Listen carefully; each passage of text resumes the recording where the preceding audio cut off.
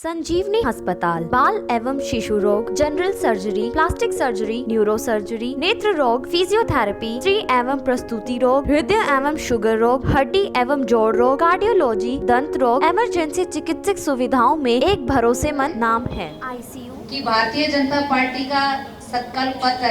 माननीय प्रधानमंत्री नरेंद्र मोदी जी द्वारा जो जारी किया गया,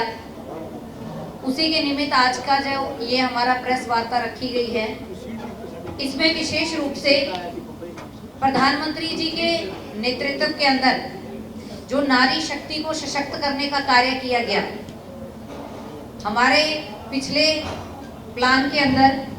1 करोड़ लखपति दीदी बनाने का टारगेट लिया गया, जिसको हमने अचीव किया और 1 करोड़ लखपति दीदी को बनाया गया। अभी हमारे आने वाले समय में 5 वर्षों में 3 करोड़ लखपति दीदी नई बनाने का हमारा जो मैनिफेस्टो के अंदर है, हमारी जो मोदी जी की गारंटी है कि हम 3 करोड़ हमारी नई लखपति दीदी बनाएंगे। भाजपा का ये संकल्प है कि जो हमारे वरिष्ठ नागरिक हैं, उनके लिए तीर्थ यात्रा के लिए विशेष रूप से प्रबंध किया जाए, आरंभ किया जाए। और सरकार ने बीज से लेकर बाजार तक किसानों की आय को दुगनी करने का जो संकल्प लिया, उसको पूरा भी किया और आगे भी संकल्प इस वक्त के लिए है कि आगे किसानों की आय को और बढ़ाया जाएगा। अगले 5 सालों में नैनो यूरिया और प्राकृतिक खेती को लेकर जमीन की सुरक्षा की जाएगी। इसमें 2014 से लेकर निरंतर कार्य चल भी रहा है और आगे भी भारतीय जनता पार्टी इसके लिए संकल्पबद्ध है कि हमारी प्राकृतिक खेती को बढ़ावा दिया जाएगा। प्रधानमंत्री जी 10 वर्षों के भारत को 11वें स्थान की जो हमारी अर्थव्यवस्था थी,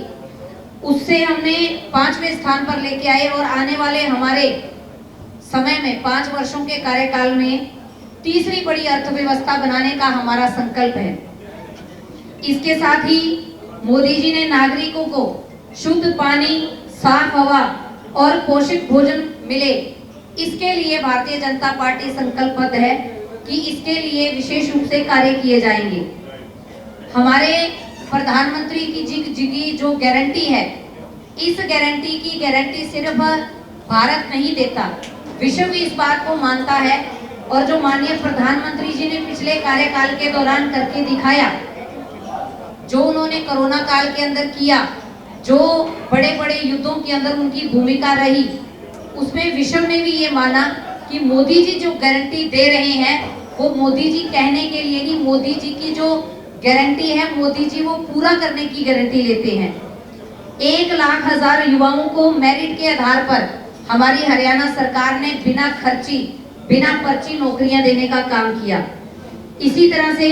हमारे माननीय पूर्व में मुख्यमंत्री श्री मनोहर लाल जी के कार्यकाल में हरियाणा के अंदर जो सुशासन स्थापित हुआ, उस सबके आप सब लोग गवाह हैं। हमारे 684 से अधिक सेवाओं को हमारे पोर्टल को ऑनलाइन किया गया, जिसका लोगों ने समय समय पर हम सब नागरिकों को बहुत ज्यादा लाभ हुआ। आज ऑनलाइन के माध्यम से जो हम 1 मिनट में कहीं से भी कोई जानकारी ले लेते हैं, ये हमारे हरियाणा के अंदर माननीय मनोहर लाल जी की देन है। और जो पूरे भारत का एक रोड मैप तैयार किया गया है कि कैसे हम भारत को आगे बढ़ाएं,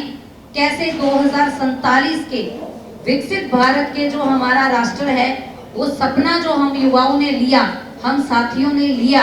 हम भारतवासियों ने लिया कि हमारा 2047 तक का जो भारत है वो विकसित बने, उस संकल्प को पूरा करने के लिए ये हमारा संकल्प पत्र है। हमारे माननीय प्रधानमंत्री जी ने, नरेंद्र मोदी जी ने जो गारंटी के साथ ये संकल्प पत्र दिया है, ये मोदी जी की गारंटी है कि संकल्प पत्र को पूरा किया जाएगा। और आगे के लिए मैं हमारे लोकसभा के प्रत्याशी डॉक्टर अशोक तंवर जी से अनुरोध करूंगी कि वो मैनिफेस्टो के ऊपर विस्तार से आप सबके साथ चर्चा करें और विस्तार से लोकसभा प्रत्याशी होने के नाते आपको विस्तार से बताएं कि हमारे मैनिफेस्टो के अंदर विशेष रूप से महिलाओं के लिए, किसानों के लिए, युवाओं के लिए, मजदूरों के लिए क्या क्या नए नए आयाम स्थापित करने का हमने संकल्प लिया है। बहुत बहुत धन्यवाद। हमारे सभी मीडिया के साथीगण, यहाँ पर एक ही बात सब हमारे सभी पार्टी के वरिष्ठ नेतागण, आज जैसा कि आप सबको ज्ञात भी है, परसों भारतीय जनता पार्टी का संकल्प पत्र, घोषणा पत्र वो माननीय नरेंद्र मोदी जी ने, पार्टी के अध्यक्ष नड्डा साहब ने, राजनाथ सिंह जी ने और शीर्ष नेतृत्व ने उसको जारी किया है। और संकल्प पत्र और पार्टियां तो सिर्फ घोषणा करती है, इसलिए उनका घोषणा पत्र होता है। भारतीय जनता पार्टी संकल्प लेती है कि हम उसको पूरा करेंगे और पूरा होने की गारंटी स्वयं खुद देश के यशस्वी प्रधानमंत्री लेते हैं, इसलिए हम उसको संकल्प पत्र कहते हैं। ये संकल्प पत्र जो भारतीय जनता पार्टी 2024 में कहेगी वो तो करेगी, लेकिन उससे आगे बढ़ के भी बहुत से मैं समझता हूँ कि ऐसे काम है। जब 4 जून को 400 पार होगा, 2/3 से ज्यादा बहुमत इस भारतवर्ष के 140 करोड़ जो नागरिक हैं उनके आशीर्वाद से मिलेगा, तो मैं समझता हूँ कि हर क्षेत्र में तरक्की होगी। अभी बहन निताशा जी ने महिलाओं के सशक्तिकरण की बात रखी, यहाँ पर किस तरीके से युवाओं के लिए रोजगार देंगे, कैसे हम किसान मजदूर को ताकत बढ़ाएंगे, जो फ्री राशन है, जो योजना पिछले 5 वर्षों में लगातार जारी है, अगले 5 वर्ष फिर संकल्प लिया है कि उसको हम जारी रखेंगे। जो बिजली के बिल है वो स्पेशल योजना उसके लिए चलाई जा रही कि किस तरीके से हम सूर्य किरण योजना के माध्यम से, जो प्रधानमंत्री जी के नाम से होगी, 0 बिजली के बिल वो आए, वो सुनिश्चित करने का काम करेंगे। स्वास्थ्य के क्षेत्र में आयुष्मान भारत जो अपने आप में एक बहुत महत्वाकांक्षी योजना रही, वो कैसे रक्षा कवच बने, कैसे भविष्य में आयुष्मान आरोग्य मंदिर उनकी संख्या बढ़ाई जाए, जो मुद्रा लोन है उसको बढ़ा करके जो नौजवानों को स्वावलंबी आत्मनिर्भर बनाने की योजना है, 20 लाख रुपए तक का उसका एक व्यक्ति को लोन के लिए वो स्वीकृति आने वाले समय में देंगे। और सबसे बड़ी बात ये है, बाकी तो और बहुत सी चीजें हैं कि किस तरीके से हम शिक्षा के जगत में काम करेंगे, कैसे हम आने वाले समय में जो एम्स की संख्या बढ़ाएंगे, कैसे हम आयुष के जो है और केंद्र विकसित करेंगे। लेकिन इसके साथ साथ इस भारतवर्ष को 2047 के अंदर हम विकसित भारत बनाएं, उसका जो संकल्प है, उसके लिए जो भी ब्लूप्रिंट हो सकता है वो भारतीय जनता पार्टी वो अगली जो तीसरी सरकार होगी नरेंद्र मोदी जी के नेतृत्व उसको पूरा करेगी। 5 वर्षों के अंदर हम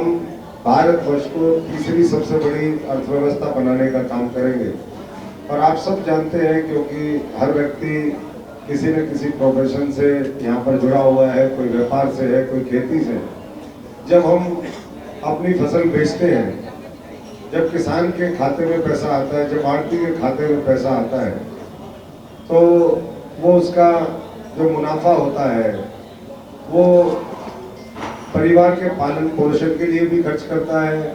वो मकान बनाने के लिए भी करता है, वो बच्चों की शिक्षा चिकित्सा पे भी खर्च करता है, उसकी जो पेइंग कैपेसिटी है वो बढ़ती है, वो गाड़ी के ऊपर भी खर्च करता है, वो मकान के ऊपर भी खर्च करता है और जीवन स्तर बेहतर होता है। ऐसे ही जब देश की अर्थव्यवस्था पूरी दुनिया में तीसरी बड़ी अर्थव्यवस्था बनेगी, तो पूरा भारत जो है वो सुख समृद्धि के रास्ते पर आगे बढ़ेगा। यही नरेंद्र मोदी जी का और भारतीय जनता पार्टी का संकल्प है। और इसके लिए पहले पिछले 10 वर्षों में आदरणीय नरेंद्र मोदी जी के नेतृत्व में एक मजबूत बुनियाद इस देश में इंफ्रास्ट्रक्चर की रखी गई। जो पुराने वर्षों से लंबित काम थे, जो मुद्दे थे, उसका तो समाधान हुआ, चाहे वो राम मंदिर का मामला हो, 370 का मामला हो, महिलाओं के लिए आरक्षण का प्रावधान हो, 3 तलाक खत्म करना हो, या फिर सीए कानून को लागू करना हो। इसके साथ साथ कई लाख करोड़ रुपए के प्रोजेक्ट वो अलग अलग राज्यों में जारी है। और नरेंद्र मोदी जी ने इस संकल्प पत्र में भारतीय जनता पार्टी ने खास तौर पे कहा है कि भविष्य के अंदर हम कैसे हमारी संस्कृति को,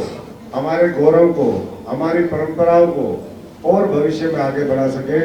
उसके लिए भी हम तिरुवल्लुवर सांस्कृतिक केंद्र के जरिए जो विकास की विरासत है उसको आगे बढ़ाने का काम करेंगे। वर्ल्ड क्लास नई रेलवे की लाइनें बिछाएंगे, वंदे भारत एक्सप्रेस है, अमृत भारत है, नमो भारत ट्रेन, ये भविष्य के अंदर नई बड़ी रेलवे की महत्वाकांक्षी योजनाएं होंगी। और अगली जो सरकार है उसका विशेष फोकस, क्योंकि पिछले समय में रोडों के ऊपर बहुत ज्यादा ध्यान दिया गया, रेलवे के ऊपर भी दिया, लेकिन अगला जो 5 साल है वो रेलवे के, अगर मैं समझता हूँ कि इंफ्रास्ट्रक्चर की बात करें तो जितना आज़ादी के बाद काम रेलवे के क्षेत्र में हुआ है उससे कई गुना ज़्यादा अगले 5 वर्षों में होगा। तो ये बहुत सी बातें हैं। उसके साथ साथ किसानों के लिए फूड प्रोसेसिंग, क्योंकि देश की आबादी बढ़ रही है, फूड प्रोसेसिंग का एक बहुत बड़ा महत्व है। देश और ज़्यादा खाद्यान्न पैदा करे, उसके लिए जो भी सरकार किसानों को ताकत देने का काम कर सकती है वो करने का प्रावधान करेगी। और 2036 में ओलंपिक्स की मेजबानी का भी एक संकल्प वो केंद्र की सरकार ने, भारतीय जनता पार्टी ने, नरेंद्र मोदी जी ने लिया है। मैं इतना ही कह सकता हूँ कि भविष्य में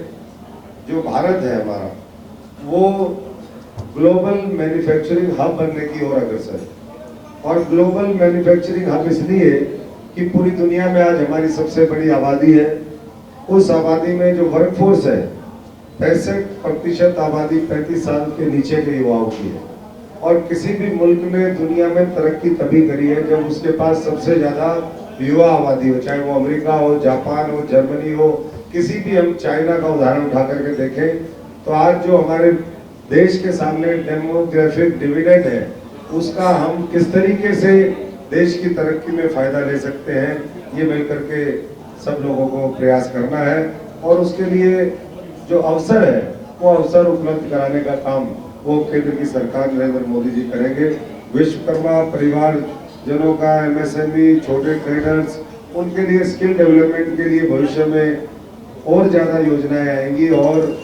उत्पादन को बाजार से जोड़ने की गारंटी का भी एक संकल्प लिया गया है। हमारे हर क्षेत्र में, चाहे वो समाज के किसी भी क्षेत्र के लोग हों, चाहे वो हमारे जनजातीय साथी हों, चाहे वो अक़लियत के साथी हों, चाहे वो पिछड़ा वर्ग और दलित समुदाय के हों, उसके लिए विशेष प्रावधान आने वाले समय में है। और भारतीय जनता पार्टी महिलाओं के स्वास्थ्य से संबंधित, क्योंकि cervical cancer, breast cancer, osteoporosis, इस तरह की जो बीमारियां हैं उसके लिए खास तौर पे, क्योंकि बहुत महंगी दवाइयाँ आती हैं, इसका भी प्रावधान आने वाले समय में होगा। एफपीओस जो वर्तमान सरकार की एक बहुत ही महत्वाकांक्षी योजना है, फूड प्रोड्यूस ऑर्गेनाइजेशंस बन रही है, कुछ क्लस्टर ऑफ विलेजेस पे उसको बनाया जाता है ताकि एक जगह किसान अपना पैदा किया हुआ अन्न रख सके और वहाँ से उसको ठीक तरीके से बाजार के साथ कनेक्ट किया जाए, फूड प्रोसेसिंग के साथ उसका कनेक्शन हो। ये सरकार ने एक जिला एक उत्पाद, उसकी एक महत्वपूर्ण योजना भी भविष्य में शुरू करी है। तो मैं बहुत ज़्यादा ना कहते हुए इतना ही कहूँगा कि हमारे लिए, सबके लिए एक और गर्व की बात है कि हमारे झज्जर के एक किसान को सम्मान मिला। और पहली जो हमारे संकल्प पत्र की जो कॉपी थी वो माननीय प्रधानमंत्री जी ने हरियाणा के एक बेटे, हरियाणा के एक लाल को वो सौंपी है। मैं इन्हीं शब्दों के साथ एक बार फिर सभी साथियों का बहुत बहुत धन्यवाद करता हूँ और आप सबसे आग्रह करता हूँ कि संकल्प पत्र को आने वाले समय में हम सब लोग अपना संकल्प बना करेंगे, क्योंकि आज ये देश का चुनाव है। हम सब लोग अपना संकल्प बना करके इसके लिए सब लोग मेहनत करें, जन जन तक बात पहुंचाने का काम करें कि एक तरफ बहुत क्लियर विजन के साथ, मिशन के साथ नरेंद्र मोदी जी और भारतीय जनता पार्टी वो काम कर रही है और दूसरी तरफ दिशाहीन विपक्ष है जिसके पास न नेता है, न नीतियां हैं, न नेतृत्व है, और जिसके पास मैं समझता हूँ कि न विचारधारा बची है। बहुत बहुत धन्यवाद। डॉक्टर साहब, इससे पहले आपने कांग्रेस का भी घोषणा पत्र देखा, कितना अंतर है बीजेपी और जो कांग्रेस के घोषणा पत्र में? देखिए, कांग्रेस का घोषणा पत्र वो सिर्फ मैंने पहले ही कहा कि सिर्फ घोषणाएं हैं। पहले भी वो घोषणा पिछली बार भी की थी, एक न्याय योजना। मैं पूछना चाहता हूँ, वो जो न्याय योजना की बात उन्होंने करी थी पिछले घोषणा पत्र में, जहां कांग्रेस की सरकारें आई, क्या लोगों को न्याय मिला? आजादी के बाद लंबे समय तक देश के साथ अन्याय करने वाले, देश का शोषण करने वाले, देश को लूटने वाले लोग क्या वो न्याय दे सकते हैं? ये मेरा सवाल है। तो इसलिए मुझे नहीं लगता कि आज उनके घोषणा पत्र को देखने की आवश्यकता है।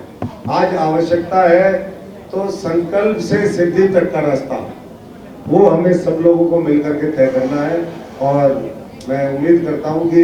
हम सब लोग, हमारे पार्टी का नेतृत्व भी यहाँ पर बैठा है, मीडिया के साथी भी हैं, अगले 35-40 दिन के अंदर हम हरियाणा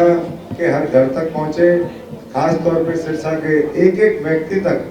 जो हमारा संकल्प है उसको हम लेकर के जाएं, उसको कन्विंस करें और उसको भविष्य में प्रेरित करें कि इस लोकतंत्र को मजबूत करने के लिए वो भारतीय जनता पार्टी कमल के निशान और नरेंद्र मोदी जी के साथ जुड़े।